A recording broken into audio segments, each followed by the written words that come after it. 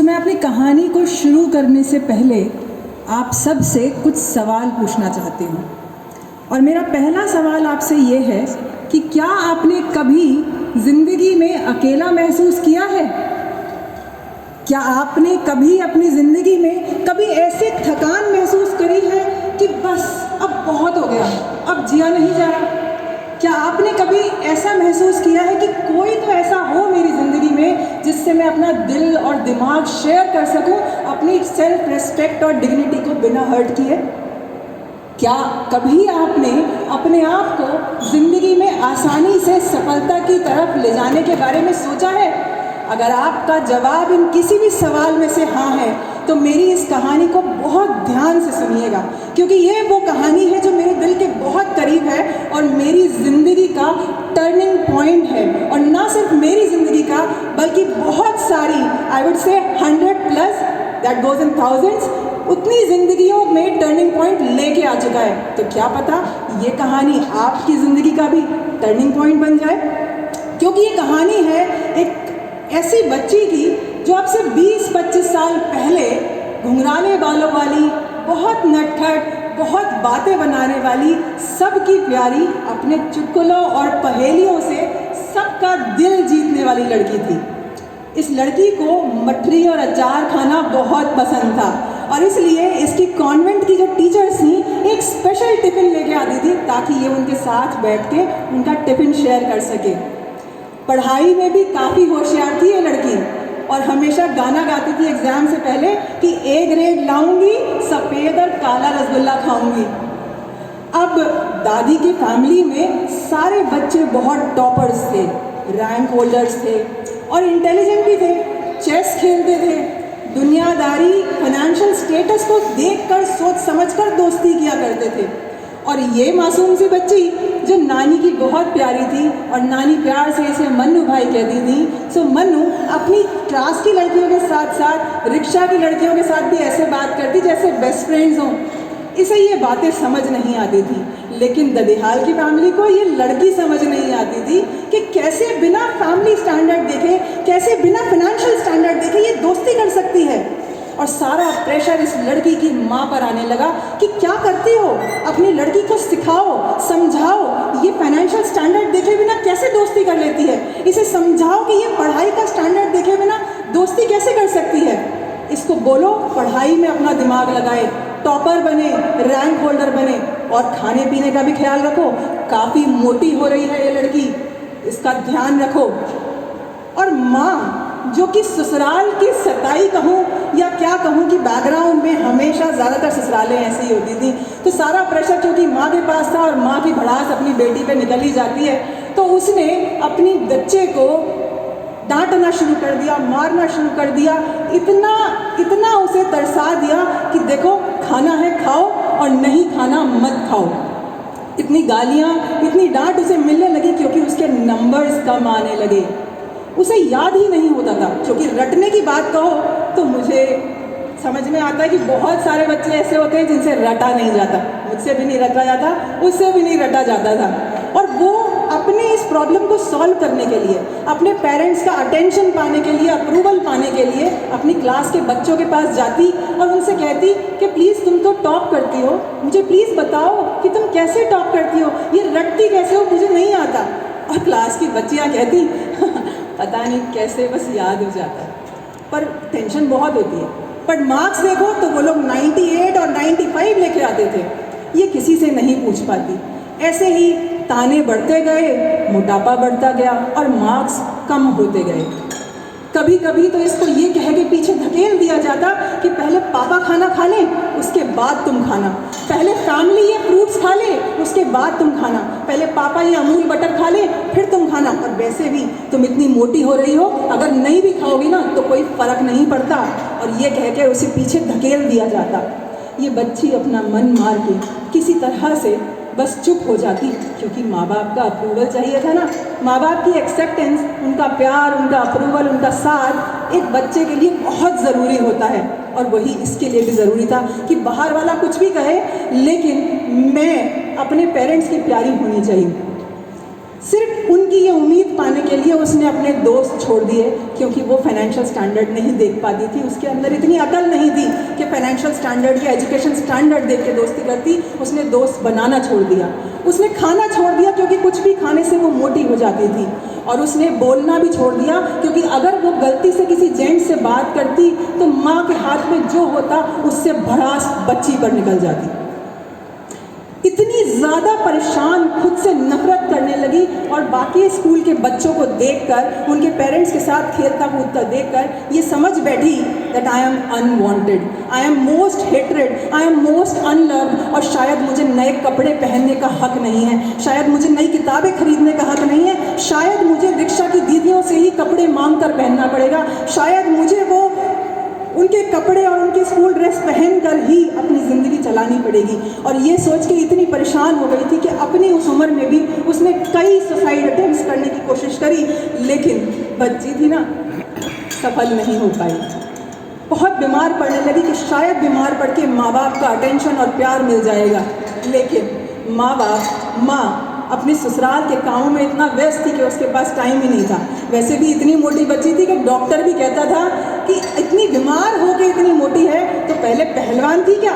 ये सोचकर माँ के कलेजे पे जैसे सांप डोल जाते थे और वो खाना बिल्कुल नहीं पूछती थी। इन सारी परेशानियों में एक नानी के घर जाकर इस लड़की को एनर्जी मिलती थी। नानी, मौसी और मामा के यहाँ जाकर इसे इसके कम मार्क्स मेकिंग मशीन नहीं, इसे मोटापा नहीं, इसे फाइनेंशियल स्टैंडर्ड पर ढूंढने वाली लड़की नहीं, इसको सिर्फ एक बच्चा, एक पायस, एक प्योर सोल समझा जाता। इसकी नानी प्यार प्यार से इसे घर के काम भी सिखाती और इसको कहती मन्नू गाय मोटर चली पम पम पम, और ये गाना गा के उसे प्यार से समझाती कि बेटा तू तो कृष्ण जी का प्यारा बच्चा है ना, ओम का ध्यान कर, मेडिटेशन कर और फिर सब ठीक हो जाएगा। अपने मामा मौसी से थोड़े प्यार की एनर्जी इकट्ठी करके ये वापस जाना तो ददिहाल ही पड़ता। ददिहाल जाकर वापस अपने पेरेंट्स का अप्रूवल ढूंढने के लिए ये आगे बढ़ती जाती और अपने आप को एक जिंदा लाश की तरह आगे बढ़ा रही थी। किसी तरह से ज़िंदगी आगे बढ़ती गई और एक समय ऐसा आया जब इसकी नानी इसे छोड़कर चली गई और ज़िंदगी में तूफान शुरू हो गए। उम्र के बढ़ते बढ़ते रिश्ते भी छूटने लगे और लोग भी छूटने लगे। आगे बढ़ी, किसी तरह मामा ने कॉलेज में एडमिशन कराया और आज अपनी डिग्निटी, अपनी सेल्फ रिस्पेक्ट को बनाने के लिए जो बचपन से ही सब कुछ लूट पिट चुकी है, आज इस लड़की ने एक जॉब करी प्राइमरी स्कूल में। वैसे लोग इसके परिवार के बड़े ठहाके लगाते थे कि हम 10-10, 20-20 हज़ार की तनख्वाह लगाते हैं, तनख्वाह की जॉब लगवाते हैं, लेकिन जब इसने कहा तो इसको जॉब मिली 1200 रुपये महीना की एक प्राइमरी स्कूल में। कहते हैं भगवान जब देता है तो छप्पर फाड़ कर देता है। तो क्या आप गेस कर सकते हैं कि इस कहानी की हैप्पी एंडिंग किस तरह से हुई? चलिए मैं बता देती हूँ आपको। पिक्चर अभी बाकी है मेरे दोस्त। जॉब पर जॉब चेंज हो रही थी, मार्केट में रिसेशन आया और इस बार जॉब कट की लिस्ट में इस लड़की का नाम भी था। इस लड़की की जॉब चली गई और जॉब जाने के बाद ये लड़की पहले से ही डरी हुई थी, घबराई हुई थी कि इसके पास पैसे नहीं है, परिवार नहीं है, कोई इससे बोलेगा नहीं, बात नहीं करेगा। और आज नौकरी चली गई तो अब जितने रहे सहे लोग बोलते हैं अब वो भी नहीं बोलेंगे, क्योंकि फाइनेंशियल स्टैंडर्ड देखती है ना दुनिया, और अब फाइनेंशियल स्टैंडर्ड बचा नहीं। इस डर से और घबरा गई, इतनी परेशान हो गई कि कई महीनों तक लोगों ने कुछ नहीं पूछा। और आलम ये हो गया कि ब्रेड के 2 पीस खाते वक्त भी ये डर लगता कि अगली ब्रेड कहाँ से आएगी। ये लगता कि गद्दे के नीचे से, शायद किताब के बीच में, शायद किसी कपड़े की पॉकेट में या पर्स की पॉकेट में से ढूंढ ले कि शायद 100-500 रुपये मिल जाए और अगले खाने का जुगाड़ हो जाए। भगवान, मैं जीना चाहती थी, मैं खुश रहना चाहती थी, मैं एक ऐसे इंसान के साथ एक प्यार भरी ज़िंदगी जीना चाहती थी जो मुझे प्यार करे, जिसको मैं प्यार करूं और इस ज़िंदगी को एंजॉय कर सकूं, ट्रैवल कर सकूं। वो इंसान मेरे पास भेजना था, लेकिन आज तुमने मुझे किस जगह पर लाकर खड़ा कर दिया है। और रही सही नौकरी भी छोड़ ली, छीन ली मुझसे। लड़की अब एक्यूट डिप्रेशन में जाने लगी थी और रातों की नींद गायब हो गई थी। 6-6, 7-7 दिन तक नींद नहीं आती थी, इंसोम्निया हो गया था, ना खाने की वजह से कमज़ोर होती जा रही थी, बाल झड़ने लगे थे और इस कदर बाल झड़ रहे थे कि 2-2, 3-3 दिन तक डर के मारे कंघी नहीं करती थी कि शायद बाल टूट जाएंगे। इतनी बुरी हालात में एक दिन उसे कुछ इंजीनियरिंग कॉलेजेस से कॉल आई और इंजीनियरिंग कॉलेजेस से कुछ इंस्टीट्यूट से उसे कुछ लेक्चर्स मिल गए, जैसे किनारा मिला, कुछ खर्चा मिला। और एक दिन लेक्चर देने के बाद वो लड़की बेहोश हो गई। उसको डॉक्टर के पास ले जाया गया, उसके टेस्ट कराए गए और टेस्ट कराने के बाद वो खुद को फिर से कोसने लगी, क्या मेरे पास तो पैसे नहीं थे और अब ये उधार भी चुकाना पड़ेगा, ये दवाई के पैसे, ये रिपोर्ट के पैसे, ये डॉक्टर के पैसे भी और देने पड़ेंगे और गरीबी में आटा गीला हो गया। क्या मुसीबत है इस शरीर, इस ज़िंदगी को पहले ही बोझ थी, मुसीबत से मुसीबत होती जा रही है। खैर, अपने आप को, अपने इस बीमार शरीर को, अपनी इस घबराई हुई हालत को समेटते हुए डॉक्टर के पास पहुंची और अपनी रिपोर्ट्स का जवाब सुनने के लिए इंतज़ार करने लगी। डॉक्टर ने रिपोर्ट्स देखी और बहुत प्यार से पूछा, बेटा आप अपने पेरेंट्स के साथ नहीं लेके आए? लड़की ने अपने आप को संभालते हुए बहुत प्यार से कहा, अपनी सेल्फ रिस्पेक्ट बचाते हुए, कि डॉक्टर साहब मैं ही असल में बड़ी हूँ और मैं स्ट्रॉन्ग भी हूँ, तो आप मुझे बता दीजिए कि मैं बेहोश क्यों हो गई थी। डॉक्टर ने लड़की को देखा, उसकी सेल्फ रिस्पेक्ट और डिग्निटी को देखकर मुस्कुराए, प्रिस्क्रिप्शन लिखा और उससे कहा, हर महीने मंथली चेकअप कराती रहना और ये टेस्ट भी कराती रहना। और ये कहकर वो अपनी रिपोर्ट्स और प्रिस्क्रिप्शन लेकर चली गई, लेकिन क्योंकि उसे पैसा बचाना था उसने दवाइयाँ नहीं खरीदी और वो अपने घर जाने लगी। लेकिन पता है, उसने 80s और 90s की बॉलीवुड मूवीज़ देखी थी, इसलिए उसे ये पता था कि जब भी पेशेंट के साथ कोई सीरियस प्रॉब्लम होती है ना, तभी उसके पेरेंट्स को या फैमिली मेम्बर्स को बुलाते हैं, पेशेंट को डायरेक्टली नहीं बताते कि प्रॉब्लम क्या है। तो लड़की घबराते हुए, अपने आप को संभालते हुए, डगमगाते हुए, कदमों को देखते हुए पैदल पैदल अपने घर पहुंचती है और घर जाकर अपने आप को इकट्ठा करते हुए बाबा से कहती है कि बाबा तुम ही बता दो कि मेरी इन रिपोर्ट का मतलब क्या है, कि क्योंकि कोई मुझे नहीं बता रहा इन रिपोर्ट्स का मतलब क्या है। अब आप सोच रहे होंगे कि इसके तो परिवार में कोई नहीं था, ये बाबा कहाँ से आ गए। तो ये आपके और हमारे गूगल बाबा से बात कर रही थी और गूगल बाबा ने वो न्यूज़ जो हम में से कोई भी अपने सपने में भी सोचना नहीं चाहता, वो न्यूज़ उसके चेहरे के सामने उस स्क्रीन पर लाकर रख दी थी। और उस न्यूज़ में पहले जो 2 बोल्ड में शब्द लिखे थे वो थे ब्रेन ट्यूमर।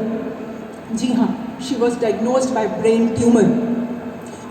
और ये देखकर उसके पैरों के नीचे से ज़मीन निकल गई, क्योंकि नानी के मर जाने से उसके सर पे से छत भी छीन चुकी थी और अब वो रो रही थी, बिलख रही थी, सर पटक रही थी और परेशान हो रही थी कि ये तुमने मेरे साथ क्या कर दिया, मैं तो जीना चाहती थी, ये तुमने मेरे साथ कितना बड़ा पाप कर दिया, क्या अन्याय कर दिया। मैं मरना चाहती थी क्योंकि मेरी ज़िंदगी अभिशाप बन रही थी और मैं तुमसे कह रही थी कि मुझे डेथ दे दो, ऐसी ज़िंदगी से तो मौत दे दो, मैं तुमसे प्रार्थना कर रही थी और तुमने मुझे डेथ दे भी दी। और ये कहकर वो सिर पटक पटक कर रोने लगी और अचानक कुछ बात उसके दिमाग में आई और वो ज़ोर ज़ोर से हंसने लगी। वो था कि लगाकर हंसने लगी और उसको एक आवाज़ आई कि मैं डेथ मांग रही थी, तुमने मुझे डेथ दे दी, लेकिन मुझे सड़ सड़ के मरने वाली डेथ नहीं चाहिए थी, ऑन द स्पॉट ऐसी डेथ चाहिए थी जो पेन फ्री हो। क्योंकि बॉडी शेमिंग के कारण, परिवार के फाइनेंशियल स्टेटस और एजुकेशन स्टैंडर्ड के कारण मैं पहले ही हर रोज़ तिल मर रही थी, बिना पैसे के मैं पहले ही तिल मर रही थी और इस बार मैं बिना दर्द के मरना चाहती थी और तुमने मुझे फिर से ये ऐसी सड़ी हुई डेथ दे दी। एकदम से आवाज़ आई, डेथ की डिटेल तो नहीं बताई थी मेरे आका। और ये सुनकर मुझे ये महसूस हुआ कि हम सब के पास एक जिनी होता है। जी हाँ दोस्तों, ये कहानी में जो लड़की है मनु, ये और कोई नहीं, ये आपके सामने खड़ी सुदीप्ति है। और उस दिन मुझे ये एहसास हुआ कि अगर सब कुछ मेरे मांगने से हो रहा है, अगर सब कुछ मेरे चाहने से हो रहा है, तो आज के बाद मैं वो चाहूँगी जो मैं पाना चाहती हूँ। आज के बाद मैं वो सोचूंगी जो मैं अपनी ज़िंदगी में देखना और एंजॉय करना चाहती हूँ। और उस दिन से मैंने अपने लिए डिसाइड किया, एक्शन लिया और आपको एक एक्ट का फॉर्मूला बताऊंगी कि आपको ये सजेस्ट भी करूंगी कि मैंने सोचा कि आज के बाद मैं अपने लिए अच्छा सोचूंगी, क्योंकि ये मेरी ज़िंदगी है। और उस दिन से मैंने law of attraction, laws of universe, placebo effect सब कुछ अपने ऊपर अप्लाई किया, एक्सपेरिमेंट किया, अपने ब्रेन ट्यूमर को ट्रीट किया और अपने सारे अनप्रोडक्टिव घटिया बिलीव्स को जो मुझे इस समाज ने, इस परिवार ने, इन सब दोस्तों ने, सोसाइटी ने दिए थे, उन सबको काट डाला। और आज की तारीख में मैं practicing law of attraction life coach हूँ जो लोगों की लाइफ ट्रांसफॉर्म करती है, और मैं एक ऑथर भी हूँ। और इसीलिए अपनी बुक, अपने यूट्यूब चैनल, अपनी ट्रेनिंग्स और काउंसलिंग की मदद से मैं उन सब लोगों की लाइफ को ट्रांसफॉर्म करना चाहती हूँ जो लोग अकेलेपन से संपन्नता की ओर बढ़ना चाहते हैं। मैं उन सब के लिए खड़ी हूँ और आप सबको अपनी इस स्टोरी से सिर्फ एक फॉर्मूले के तहत 3 मैसेज देना चाहती हूँ। मेरे फॉर्मूले का जो एब्रीवेशन है दैट इज एक्ट, ACT। तो मैं आपको बोलूँगी, आज तक हमने सुना था A फॉर एप्पल, पर आज मैं आपसे कहूँगी A for accept your yourself the way you. Are जैसे हैं खुद को एक्सेप्ट कीजिए और कुछ भी जिंदगी के उतार चढ़ाव में अपने खिलाफ बोलने और सोचने से पहले सोचिए। Be careful before you think against you, क्योंकि अगर आपने गाना गाया घुंघरू की तरह बजता ही रहा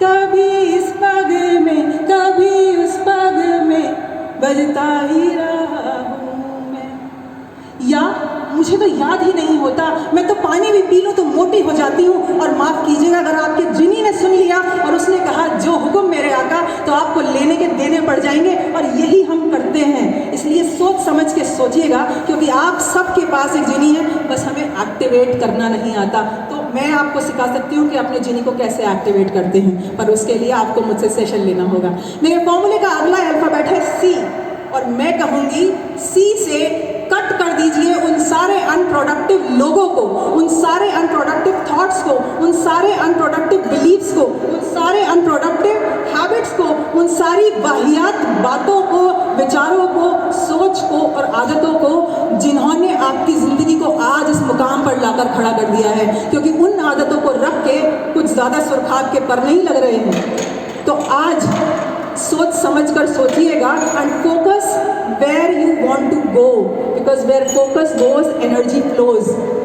अगर आप फोकस कर रहे हैं अपनी ब्लेसिंग्स के ऊपर, अगर आप फोकस कर रहे हैं अपनी स्ट्रेंथ्स के ऊपर, अगर आप फोकस कर रहे हैं अपने दोस्तों की क्वालिटीज़ के ऊपर, अगर आप फोकस कर रहे हैं अपने टैलेंट के ऊपर, तो वही मल्टीप्लाई होकर आएगा।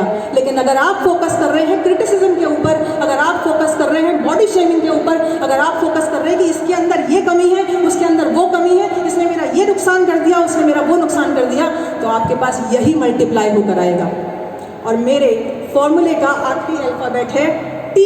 तो मैं आपसे कहूँगी take responsibility, take the remote control of your life in your hand. ये मेरे AC का रिमोट है, लेकिन आपको अपनी ज़िंदगी का रिमोट कंट्रोल अपने हाथ में लेना है, जैसे मैंने अपनी ज़िंदगी का रिमोट कंट्रोल अपने हाथ में लिया, क्योंकि ये मेरी ज़िंदगी है और इसे सुधारने की रिस्पॉन्सिबिलिटी सिर्फ मेरी है, मेरे माँ बाप की भी नहीं है। और आज मैं इस स्टेज पर खड़े होकर आप सबके सामने अपने उन माँ बापों को, अपने उन सारे फैमिली मेम्बर्स को माफ़ करती हूँ जिनकी वजह से मैंने वो टफ टाइम देखा, क्योंकि उनकी वजह से, उनके उस काम की वजह से आज मैं इतने सारे लोगों की ज़िंदगी में एक ब्यूटीफुल ट्रांसफॉर्मेशन क्रिएट कर पा रही हूँ। और आपसे कहूँगी, मैं ये नहीं कह रही कि आज के बाद आपकी ज़िंदगी में उतार चढ़ाव आना बंद हो जाएंगे, लेकिन मैं आपसे ये कह रही हूँ कि पिछले 20, 30, 40 सालों की उम्र में हमने जितने भी गलत धारणाएं और हैबिट्स पाल ली हैं, उन सब से बाहर निकलने के लिए हमें एक ज़बरदस्ती शुरुआत करनी होगी अपने बारे में अच्छा सोचने के लिए। आज ज़बरदस्ती शुरुआत करनी होगी, लेकिन मैं गारंटी देती हूँ आप कुछ समय में ज़बरदस्त हो जाएंगे। Thank you so much. अपने आप से प्यार कीजिए और अपनी ज़िंदगी को आगे बढ़ाइए। Thank you.